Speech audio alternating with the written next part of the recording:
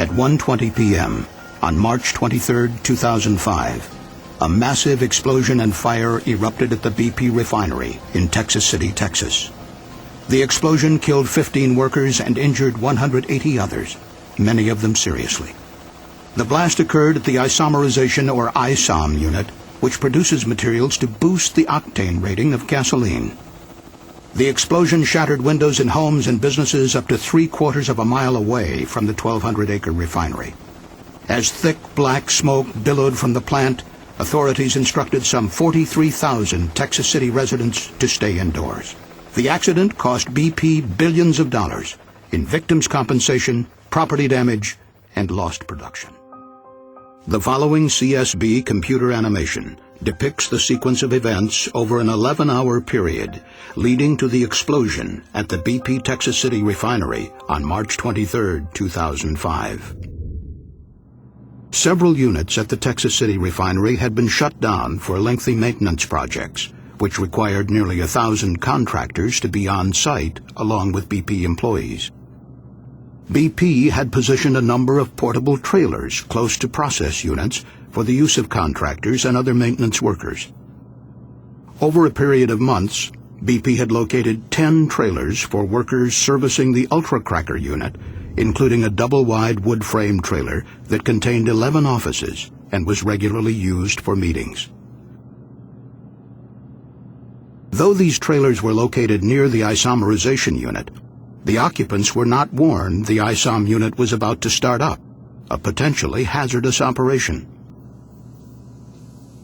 At 2:15 a.m. on March 23rd, overnight operators began introducing flammable liquid hydrocarbons, known as raffinate, into a 170-foot-tall raffinate splitter tower used to distill and separate gasoline components. Near the base of the tower, there was a single instrument that measured how much liquid was inside. It transmitted this information to a central control room located away from the ISOM unit. But this level indicator was not designed to measure liquid above the 9-foot mark. During normal operation, the tower was only supposed to contain about 6.5 feet of liquid. But during startups, operators routinely deviated from written procedures and filled the tower above the 9-foot mark, concerned that if the liquid level fluctuated too low, it would cause costly damage to the furnace. At 3:09 a.m., as the liquid neared the 8-foot mark, a high-level alarm activated and sounded in the control room. But a second high-level alarm, slightly further up the tower, failed to go off. By 3:30 a.m., the level indicator showed that liquid had filled the bottom 9 feet of the tower, and the feed was stopped. The CSB later estimated that the liquid was in fact at a height of 13 feet. But operators could not know the actual level because the indicator only measured up to 9 feet. The lead operator had been overseeing the startup from a satellite control room within the ISOM unit. At 5 a.m., he briefly updated the night board operator in the central control room about the startup activities. The lead operator then left the refinery early, an hour before the end of the shift. A new board operator arrived in the control room around 6 a.m. to start his 30th day in a row working a 12-hour shift.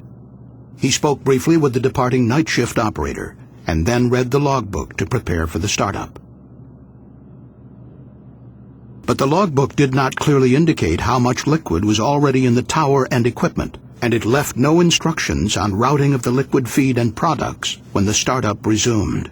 Instead, the control board operator only found a one-line logbook entry that said, ISOM brought in some RAF to unit to pack RAF with. At 7:15 a.m., the day shift supervisor arrived. Because he was more than an hour late, he received no formal briefing from personnel on the night shift about conditions in the ISOM unit. At 9:51 a.m., operators resumed the startup. They began recirculating the liquid feed and adding more liquid to the already overfilled tower. As new feed was added, startup procedures called for regulating the liquid level in the tower using the automatic level control valve. But the board operator and others had received conflicting instructions on routing the product. As a result, this critical valve was left closed for several hours blocking the flow of liquid from the tower. A few minutes later, operators lit burners on the furnace to begin heating up the feed, part of the normal startup process. While the startup was underway, the day supervisor left the refinery on short notice just before 11 a.m. to attend to a family medical emergency. Contrary to BP's own procedures, no experienced supervisor was assigned to replace him. This left a single control board operator, now without a qualified supervisor, to run 3 refinery units, including the ISOM unit, which needed close attention. The refinery had eliminated a second board operator position following corporate budget cuts in 1999 after BP acquired Amoco. As the startup continued, the tower steadily filled with liquid, reaching a height of 98 feet shortly before noon, more than 15 times the normal level. But the improperly calibrated level indicator told operators in the control room that the liquid was at 8.4 feet and gradually falling. Furthermore, the control panel was not configured to clearly warn operators of the growing danger. It did not display flows into and out of the tower on the same screen, nor did it calculate the total liquid in the tower. Meanwhile, the maintenance contractors, who were not involved in the operation of the ISOM unit, left their work trailers to attend a company lunch, celebrating a month without a lost time injury. At 12:41 p.m., an alarm activated as the rising liquid compressed the gases remaining in the top of the tower. Unable to understand the source of the high pressure, operators opened a manual chain valve to vent gases to the unit's emergency relief system, a 1950s-era blowdown drum that vented vapor directly into the atmosphere. Operators also turned off 2 burners in the furnace to lower the temperature inside the tower, believing this would reduce the pressure. Nobody knew the tower was dangerously full.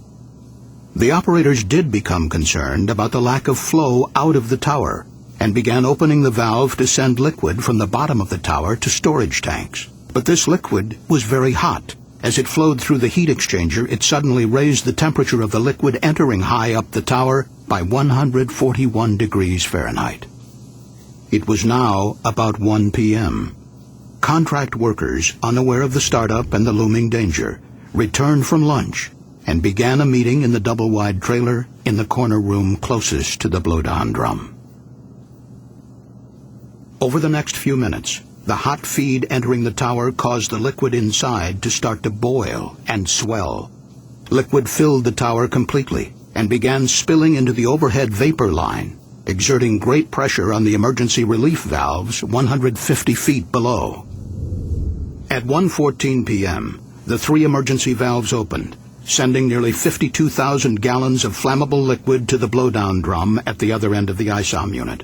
Liquid rose inside the blowdown drum and overflowed into a process sewer, setting off alarms in the control room. But the high-level alarm on the blowdown drum failed to go off.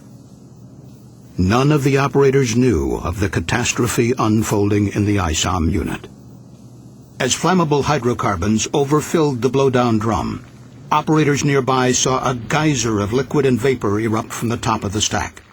The equivalent of nearly a tanker truck full of hot gasoline fell to the ground and began forming a huge flammable vapor cloud. This scene, based on CSB computer modeling, shows how the vapor cloud expanded in just 90 seconds, engulfing the unit and the nearby trailers full of workers. About 25 feet from the base of the blowdown drum, 2 workers were parked in a pickup truck with the engine idling. As flammable vapor entered the air intake, the diesel engine began to race. The 2 workers fled, unable to shut off the engine. Moments later, witnesses saw the truck backfire and ignite the vapor cloud. Powerful explosions swept through the area. Computer modeling shows how the blast pressure wave accelerated through the ISOM unit, causing heavy destruction and igniting fires throughout the area. The workers inside the trailers were right in the path of the explosions. The fires continued to burn for hours. 12 of the 20 occupants of the double-wide trailer were killed, along with 3 workers in a trailer nearby. Dozens of others suffered serious burns, fractures, and other traumatic injuries. The wood and metal frame trailers were blown apart by the blasts. Firefighters struggled to rescue the injured and recover the victims. 50 large chemical storage tanks were damaged, and the ISOM unit remained shut down for more than 2 years.